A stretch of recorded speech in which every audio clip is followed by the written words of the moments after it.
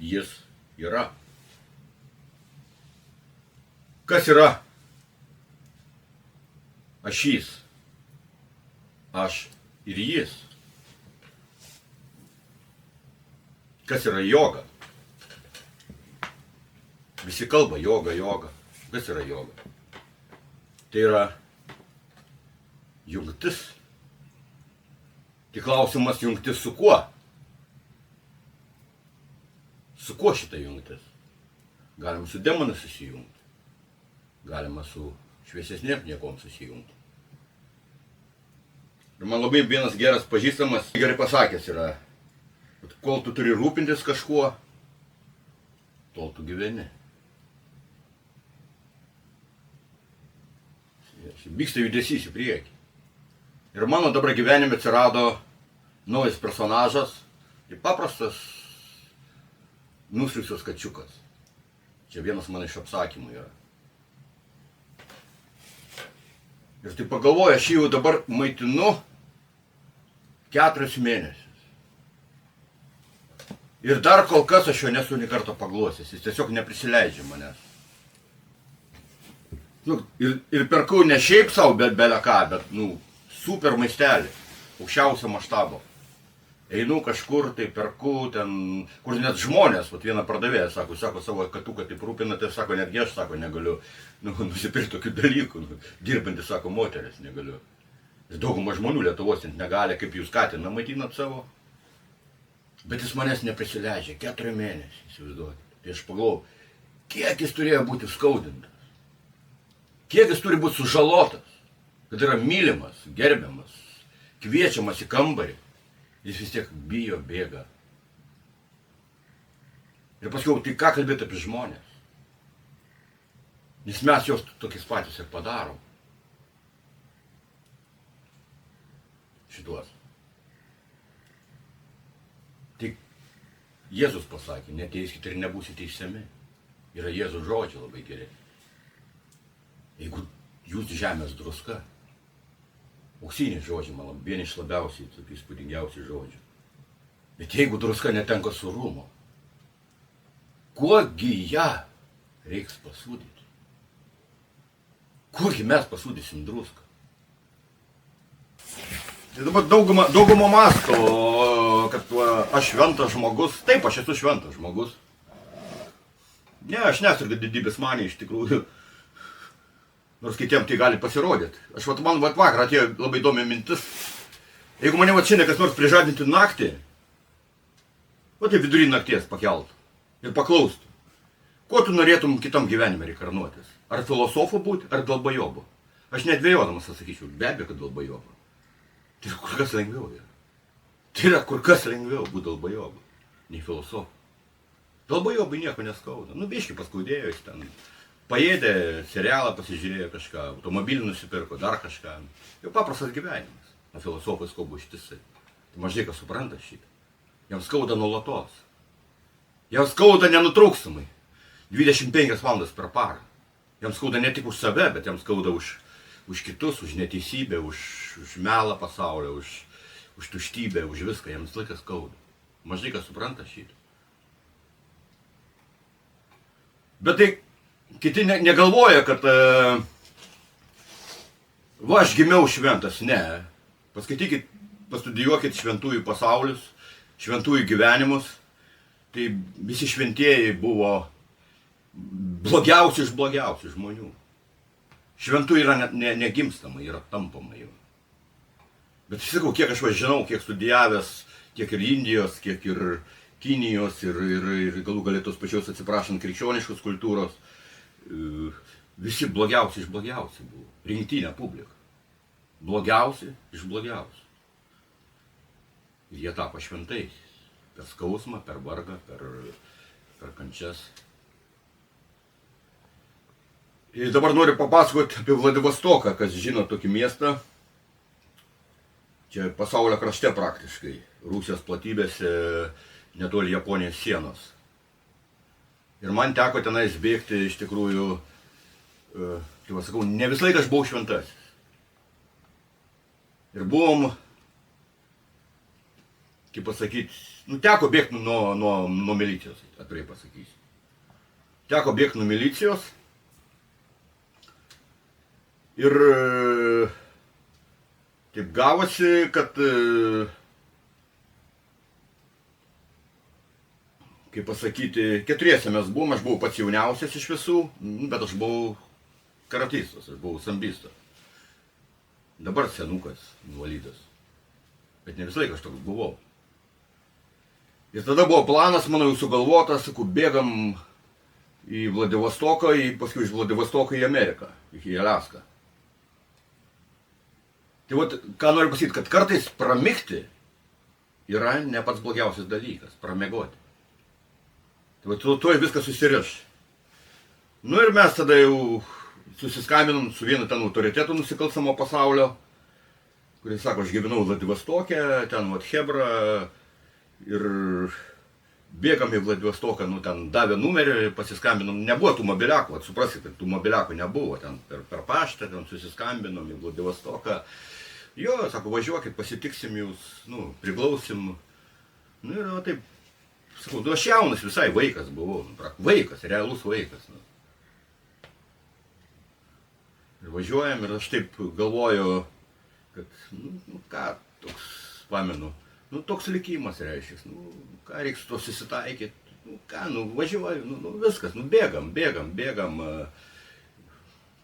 nu to kalėjimo bėgam tiesiog, ten, nu ką jau, taip lemta, nu pjausim, žudysim, prievartausim, deginsim, tikrai va tokias mintis buvo, nu tokia karma, nu nieko nepadarysi.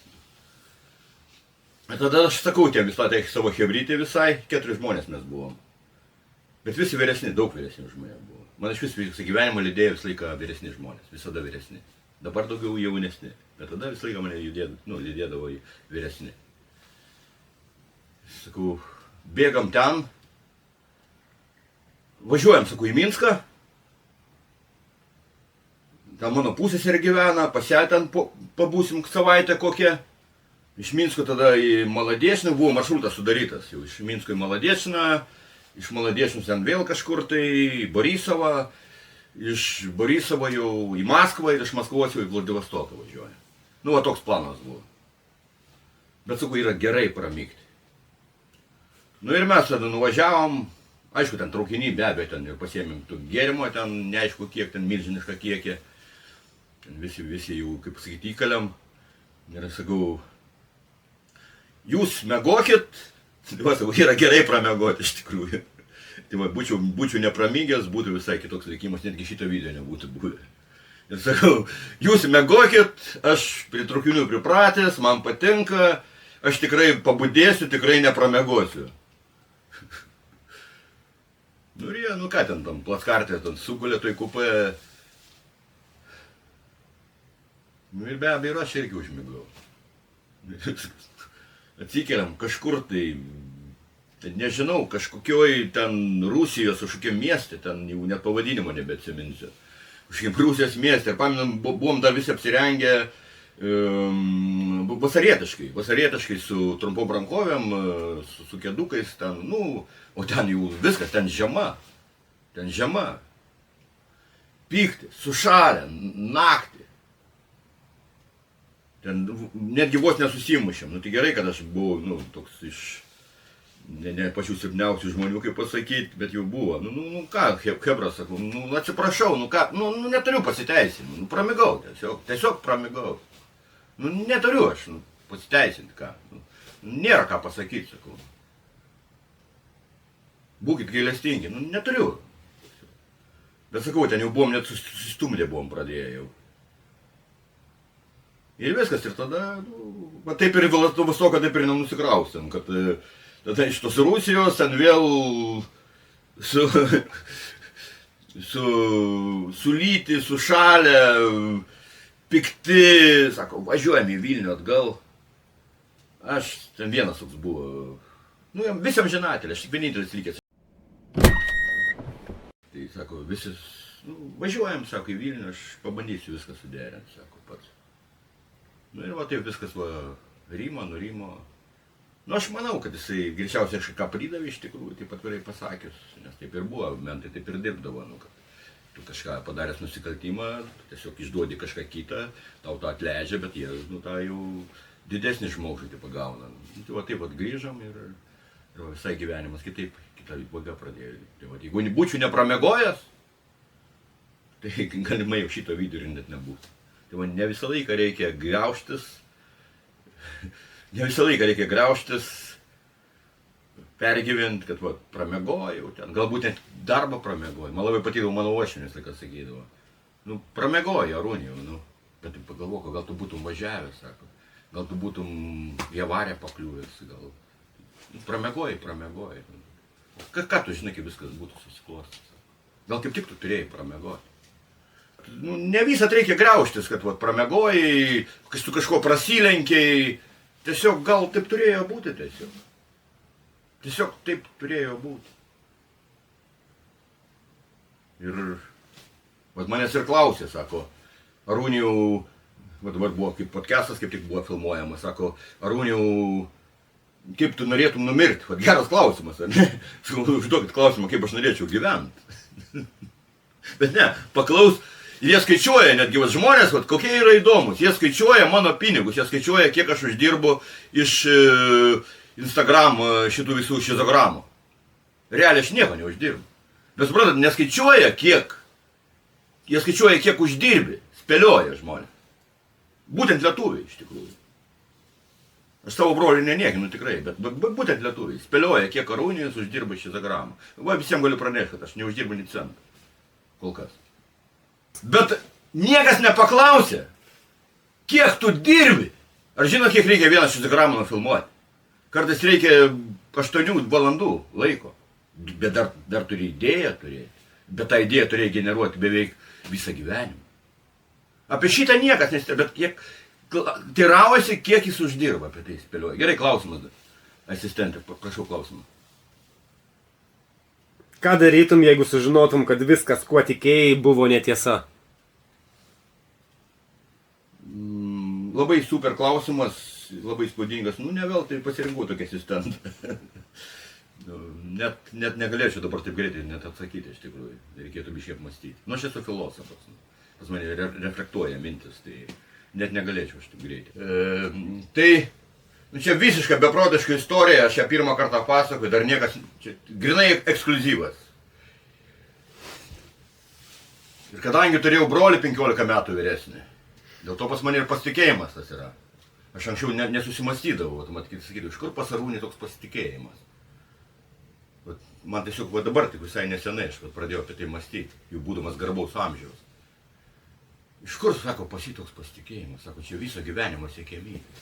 Ir aš tai pradėjau pats atsakymą ieškoti, bet realybėj tai jis turi brolį 15 metų vyresnį, pusbrolius po 30 metų vyresnius.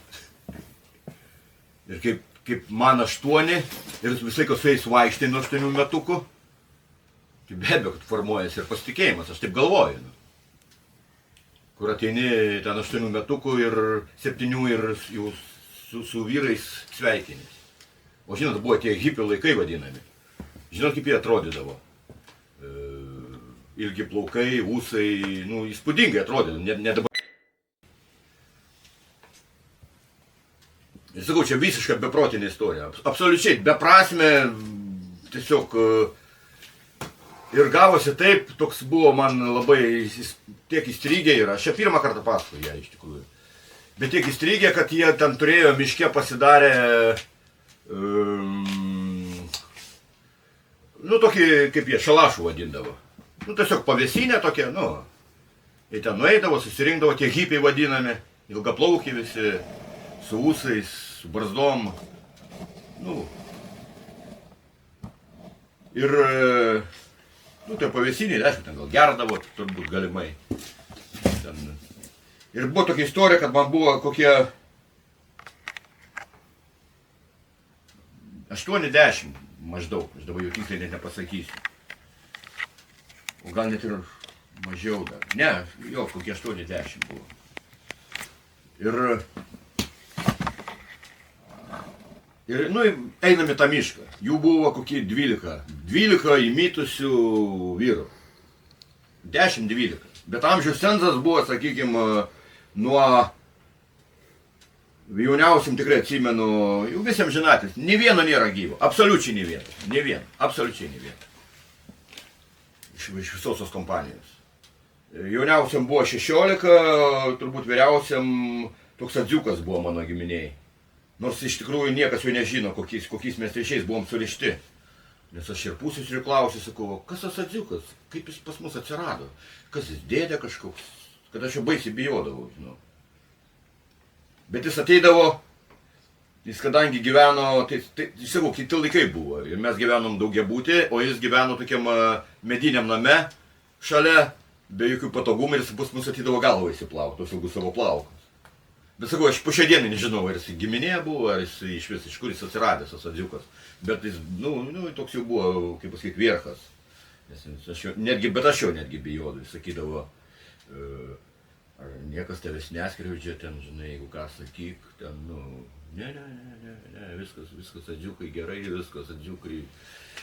Ir vienu žodžiu einame į tą mišką, man labai įspūdį paliko iš tikrųjų, po šią dieną pamenu, tai buvo pavasaris, jau sniego nebebuvo, bet buvo dar labai daug tų melioracijos griovių ir tie grioviai, užšalę dar buvo. Tai, sakykim, tai maždaug gal koks kovo mėnuo buvo panašiai. Bet upė buvo, dar reikėjo upę, tai labai irgi vaiko įspūdį paliko, nes reikėjo persikelti, buvo tokia sudriskusi valtelė ir reikėjo dar per upę praplaukti, bet tik vienas žmogus gali. Tai labai ilgai tas persikėlimas dar truko, tai man sakau, aš taip atsimenu, taip gyvai, man vaikui tokį įspūdį paliko. Per tos griovius, tos užšalusius, ten, per tą upę po vieną. Vienas irkluoja, vieną perveža, tada grįžta atgal, tada paima kitą. Ir toks persikėlimas, ten tas persikėlimas gal truko 3 valandas, sakykime. Ir jie tenas, manau, kad gėrė greičiausiai, aš taip galvoju, bet nemanau, kad daug. Hipiai. Laisvi žmonės, kaip pasakyti. Bet jau grįžom, jau dabar prasidės tikroji istorija. Visiška beprotybė, absoliuti. Ir jau grįžinėjom, bet grįžom kažkaip kitų kelių. Jau nebe to, kur atėjom, jau į tą mišką. Ten ilga kelionė buvo, ten apie kokį 10 km reikėjo. Nes mane aš mažiukas būdų, mane neždavo ant pečių pasisodinę. Vienas paneša, tada kitas, tada trečias paneša, ketvirtas, taip eilės tvarka. Kaip aš jau nemažiukas, jau 10 metų buvo, sakau. Galimai 10 buvo, aš jau dabar tiksliai neatsiminsiu. Bet grįžtam jau kitų kelių, tai dabar prasidės beprotybė visiškai. Vienas poetas yra pasakęs, sako, jis padegė, čia lietuvių poetas iš tikrųjų yra eilėraštis kažkokiam, tai jis padegė benzino kolonėlę, šiaip be jokio tikslo, tiesiog iš pagarbos ugnį. Ir pas mus buvo toks, pamenu, Jonukas, jis irgi tiesiog padeginėdavo visokius klojimus žmonėms, daržinės, sėdėjo kalėjime, aišku, žmogus, bet tiesiog be jokio tikslo, ne taip, kad ten apvogti, tiesiog, jam įdomu, jis padegė, uždegė, kaip koks varnelis, kurie žmonės žudydavo, jisai tiesiog padeginėdavo. Tai. Ir tada einam, ir tada buvo tie visai kitokie laikai, reikia suprasti. Buvo laukai, absoliutus laukai, nei medelio, nei krūmelio, tiesiog laukai. Ir buvo tie vadinami kukurūzininkai, kur tręšdavo laukus. Ir 3 lėktuvai tie stovėjo. Bet sakau, tai buvo visai kitas suvokimas. Stovė tiesiog benzino cisterna, šiandien tai neįsivaizduojama yra. Jokių kamerų, nieko. Stovė milžiniška cisterna kuro aviacinė. Niekas nei vogdavo, nei... Sakau, šiandien tai sunku suvokti. Angaras, cisterna ir 3 lėktuvai. Visas aerodromas. Ir kaip jiems, mes einam per tą aerodromą ir kaip jiems ten vyrai, suaugę, sąmoningi vyrai. Ten ir buvo kai kurie net iš Afganistano jau, kur tarnavo Afganistane, ten kare. Jie tai pradėjo ten derinti, kad maždaug sprogdino. Be jokio tikslo, čia, nebuvo ten, čia Rusijos, ten ar... Tiesiog, sprogdinam iš pagarbos ugnį ir viskas. Sakau, beprotybė visiškai. Sprogdinam. Tai netgi vieną tą lėktuvėlį, buvo du stovėjo vienas prie kito, tai tą trečią netgi jie dar įlipo į tą. Įlipo į jį. Kažkaip tai atsirakino tas durelės, ar kaip ten, aš neatsiminsiu detaliai, sakau, čia taip senai buvo, kad, nu, kad pristumt prie kitų, ir jie ten dar ginčiasi, kad, nu, maždaug aš ten buvau, ten rusų armijai buvau, ten tarnavau aviacijų, kitas ten aš Afganistane, aš žinau kaip reikia, aš ten kitas išminuotojas, ten jie dar tarp savęs ginčiasi, kad, nu, reikia padegti tą cisterną ir, nu, tie lėktuvai, pristūmė tos lėktuvus dar svarbiausios, nu, maži tie lėktuvėliai, nu, kaip pasakyti, tie krūzinikai. Pristūmė tos lėktuvus arti, kad va padegam cisterną ir, nu, viskas išlėkė į orą. Nu, visiška beprotybė, visiška beprasmybė, beprotybė, absoliuti, be jokio tikslo. Man vaikui iš pradžių buvo įdomu, kas čia vyksta. Bet aš vienintelis toks buvau, tik aš 10 metukų, 8 metukų gal, sakau, dabar neatsiminsiu detaliai. Man iš pradžių įdomu, paskui biškį ir baimės jau atsirado, žinai. Bet jie neturėjo to detonatoriaus, nu žinot, kad uždegti detonatorių ir, nu, kad atsitraukti ir kad tau susprogtų viskas. Viskas alidromas, angaras, nu, visiška beprotybė. Saugė vyrai. Nu, hipiai. Sprogdinom sa. Nu ir ten jie kažkaip apskaičiavo, jau vis tiek tuo armijai jau buvę. Tai jau ten aš žinau, čia va, jeigu padegsim, čia sprogs ten už kažkiek tai sekundžių. Bet tai reiškia, turi spėti pats atsitraukti. Nu, nes tu pats paprasčiausiai susprogsi pats. Detonatorius tai nėra. Ir tada jie pradėjo kiekvienas eilės tvarka ir ten buvo tas melioracijos griovys toliau. Melioracijos griovys. Čia beprotybė visiškai.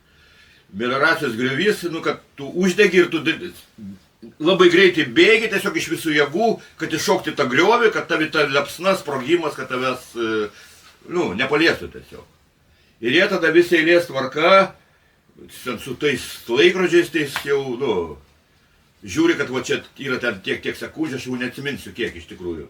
Nu, kad tu turėjai padegęs degtuką, nu, grinai jau treniravosi tiesiog. Padegi degtuką ir tą cisterną uždegi, tie lėktuvai dega, sprogsta viskas. Ir turi greitai bėgti griovį ir šok į griovį, netgi, nu, ne taip, kad nusileidžia, bet tiesiog šokdavo jie net, nu. Bet visi netitiko tų normatyvų. Nu, kažkaip nespėdavo jam, tų kelių sekundžių pritrūkdavo. Ai, nu jo, nu ką, nu, sako, nu, nesusprogdinsim. Ir paskiau vienam tai sako, palauks. Taigi Arūnijus. Lengvo atletika lango, varžybose dalyvauja. Nu, kad ir mažiuko aš jau dalyvaudavau. Tai palauk, tai jis, gal jis gali, žinai, padegti. Ir jie mane jau pamokė, kaip, va čia uždegsi, čia... Ir staigi bėk į griovį, ir jie visi griovį sugulė, nu, jau tam melioracijos griovį sugulė, laukia. Ir tu staigi turi ten bėgti. Sakai, palauk, jisai greitas yra, žinai, nu mes, sako vyrai, žinai, ir kai kurie jau su pilvais. Nu, tokia beprotybė visiškai, sakau. Nu, tai tada jau mane pradėjo jie, nu, vieną kartą bandžiau, antrą kartą bandžiau, trečią kartą. Nu, greičiau, pasisteng greičiau, į tą griovį nušok tiesiog. Bet irgi netitikau to normatyvų, va taip ir pasibaigė istorija iš tikrųjų. Va tiesiog norėjom padegti benzino kolonėlę tiesiog. Šiaip. Iš pagarbos ugnį. Iš pagarbos sprogimui. Visiška beprotybė, absoliuti beprotybė.